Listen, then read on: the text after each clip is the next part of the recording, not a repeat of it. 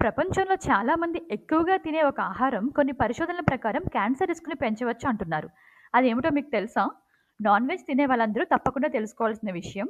కానీ అసలు ప్రశ్న ఏంటంటే, ఎంత మోతాదులో తింటే ప్రమాదం ఉంటుంది? అందరికీ ఒకేలా రిస్క్ ఉంటుందా? లేదా ఇది కేవలం ఒక అపోహ మాత్రమేనా? ఈ వీడియోలో మనం సైన్స్ ఏమంటుందో స్పష్టంగా తెలుసుకుందాం. అందరికీ నమస్కారం. నేను doctor Priya Ravi PhD. Cancer prevention సీరీస్‌కి స్వాగతం. ఈ సిరీస్‌లో మనం ఆహారం, జీవనశైలి మరియు క్యాన్సర్ రిస్క్ మధ్య ఉన్న సంబంధాన్ని సైన్స్ ఆధారంగా సులభంగా అర్థం చేసుకునేలా చర్చిస్తున్నాం. ఇలాంటి విషయాల్ని మిస్ అవ్వకుండా తెలుసుకోవాలనుకుంటే ఛానల్ సబ్స్క్రైబ్ చేసుకోండి, సిరీస్‌ని ఫాలో అవ్వండి. ఈ రోజు మనం మాట్లాడేది రెడ్ మీట్ మరియు ప్రాసెస్డ్ మీట్ గురించి. రెడ్ మీట్ అంటే ఏంటి?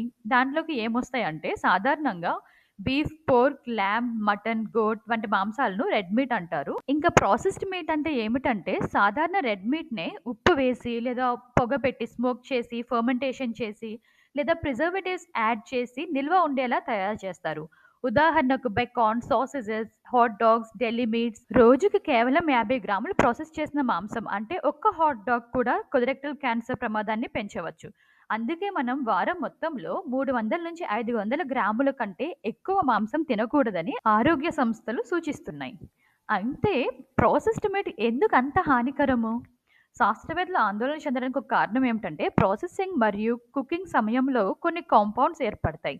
ఉదాహరణకు ప్రిజర్వేషన్ కోసం ఉపయోగించే నైట్రైట్స్ మరియు నైట్రేట్స్ అధిక ఉష్ణోగ్రతలో అంటే హై టెంపరేచర్స్లో కుకింగ్ చేసే సమయంలో ఏర్పడే కాంపౌండ్స్. ఈ పదార్థాలు అన్నీ కలిసి క్యాన్సర్ అభివృద్ధికి సంబంధించినవని అధ్యయనాలు చూపించాయి. అంటే మాంసం తింటేనే ఆటోమేటిక్గా క్యాన్సర్ వచ్చేస్తుందా అని ఒక క్వశ్చన్ రావచ్చు. అలా కాదు. క్యాన్సర్ రిస్క్ సాధారణంగా చాలా అంశాలపై ఆధారపడి ఉంటుంది.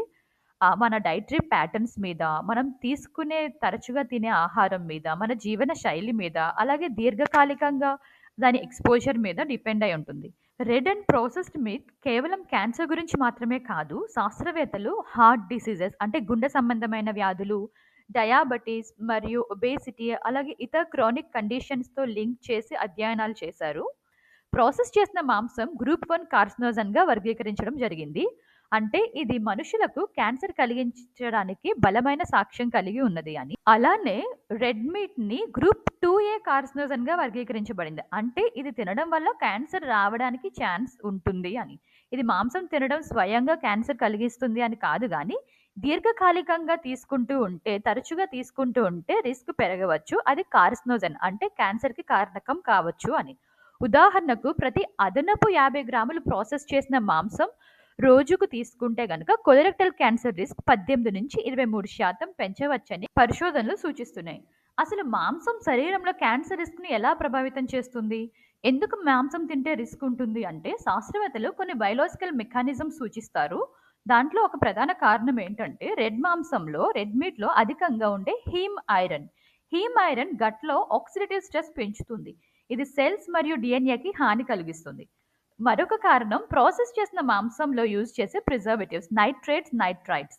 పొట్టులో ఇవి నైట్రోజమైన్స్ కింద ఏర్పడి ఇవి డిఎన్ఏకి హాని కలిగించే కెమికల్స్గా మారుతాయి. మనం వండే విధానం ఎక్కువ హై టెంపరేచర్స్లో కుకింగ్ చేయడం, గ్రిల్లింగ్, బార్బిక్యూ లేదా డీప్ ఫ్రైయింగ్ చేయడం వల్ల కూడా heat compounds, heterocyclic amines, polycyclic aromatic hydrocarbons లాంటివి రిలీజ్ అవుతాయి. ఈ కాంపౌండ్స్ డిఎన్ఏ డ్యామేజ్ చేసి క్యాన్సర్కి తోడ్పడతాయి.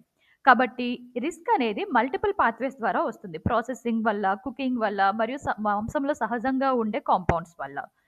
మీరు ఈ వీడియో చివరి వరకు చూస్తే సింపుల్ కుకింగ్ మెథడ్స్ ఏవైతే ఈ హానికరమైన కాంపౌండ్స్‌ని తగ్గించవచ్చో మనం తెలుసుకుంటాం. ఇప్పుడు సాధారణంగా వచ్చే ప్రశ్న రెడ్ మరియు ప్రాసెస్డ్ మీట్ ఇంత హానికరం అయితే వైట్ మీట్ తీసుకోవచ్చా? అంటే వైట్ మీట్ అంటే చికెన్ మరియు ఫిష్ తీసుకోవచ్చా అని.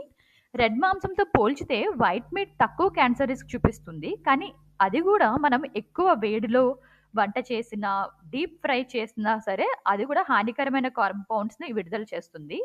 కాబట్టి మెయిన్ మెసేజ్ ఏంటంటే, ఏం తింటామనే కాకుండా మనం తరచుగా ఎంత మోతాదులో తీసుకుంటున్నాం, అలాగే ఎలా వండుతున్నాం అనేది చాలా ముఖ్యమైన ప్రశ్న ఇక్కడ.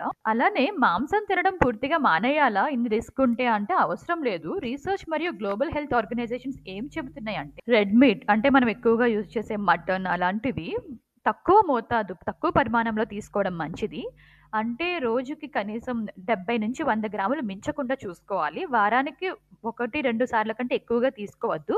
అలానే మొత్తం వారంలో ఒక మనిషి 300 గ్రాముల నుంచి 500 గ్రాముల కంటే ఎక్కువగా తీసుకోకూడదు అని. అదే ప్రాసెస్ చేసిన మాంసం అయితే చాలా తగ్గించాలి అని. మరింత విభిన్న ప్రోటీన్ కోసం వేరే సోర్సెస్ వెతుక్కోండి. అంటే దాల్స్‌లో, బీన్స్‌లో, శనగలో, టోఫు అనే పన్నీర్‌లో, ఎగ్స్‌లో, ఫిష్‌లో అలా ఆల్టర్‌నేటివ్స్ ప్లాన్ చేసుకోమని. నేను ఇంతకు ముందు చెప్పాను కదా! కొన్ని కుకింగ్ టిప్స్ చెప్తాను అని.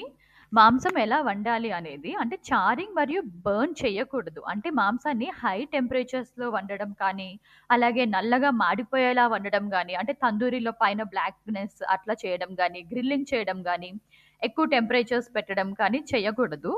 ప్రెషర్ కుకింగ్, బేకింగ్, స్టీమింగ్ లేదా స్లో కుకింగ్ ప్రయత్నించండి. అలాగే మ్యారినేట్ చేయడం వల్ల అంటే నిమ్మరసం, వెనిగర్, పసుపు, వెల్లుల్లి, మసాలాలు ఇవన్నీ వేసి మాంసాన్ని ముందుగా మ్యారినేట్ చేయడం వల్ల హార్మ్‌ఫుల్ కాంపౌండ్స్ ఏర్పడకుండా సహాయపడుతుందని అధ్యయనాలు చెప్తున్నాయి. ఇంకా ఆరోగ్యకరమైన డైట్ సాధారణంగా ఎలా ఉండాలంటే 10 రకాల కూరగాయలు, ఫ్రూట్స్, హోల్ గ్రెయిన్స్, లెగ్యూమ్స్, పప్పులు, నట్స్, సీడ్స్ ఇలా ఇదంతా కలిపి ఉండాలి. మాంసం అనేది రోజు ఉండాల్సిన అవసరం లేదు. చాలా తక్కువ మోతాదులో ఉండేలా చూసుకోవాలి. ఈ వీడియో యొక్క ముఖ్య సందేశం ఏంటంటే, మాంసం అంటే విషం అని కాదు. ప్రాసెస్ చేసిన మాంసాన్ని తక్కువగా తీసుకోవాలి. రెడ్ మీట్‌ని మితంగా తీసుకోవాలి. అలాగే వైట్ మీట్, చికెన్, ఫిష్‌ని ఆల్టర్‌నేటివ్ ఆప్షన్‌గా తీసుకోవచ్చు. అలాగే ప్లాంట్ ప్రోటీన్స్‌ని ఎక్కువగా మన డైట్‌లో ఉండేలా చూసుకోవాలి. మరియు ముఖ్యంగా గుర్తుంచుకోవాల్సిన విషయం ఏంటంటే, మనం ఎలా వండుతున్నాం, ఎంత తరచుగా తింటున్నాం అనేది కూడా చాలా ముఖ్యమైన విషయం.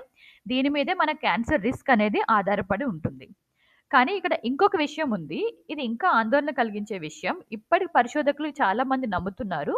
మాంసం కంటే కూడా పెద్ద సమస్య ఏంటంటే, అల్ట్రా ప్రాసెస్డ్ ఫుడ్స్ మరియు హిడెన్ షుగర్స్ కావచ్చు అని. బయటికి చూస్తే సాధారణంగా కనిపించే ఆహారాలు కానీ నిశ్శబ్దంగా ఒబేసిటీ, డయాబెటిస్ మరియు క్యాన్సర్ రిస్క్‌ని ఎక్కువగా పెంచేవి. ముఖ్యంగా పిల్లల్లో అలాగే పెద్దవారిలో కూడా. సో, మన నెక్స్ట్ వీడియోలో అల్ట్రా ప్రాసెస్డ్ ఫుడ్స్ అలాగే చక్కెర గురించి మనం మాట్లాడుతున్నాం. అలాగే దాని ఆల్టర్‌నేటివ్ ఆప్షన్స్ ఏముంటాయి అనేది కూడా మనం చూస్తున్నాం.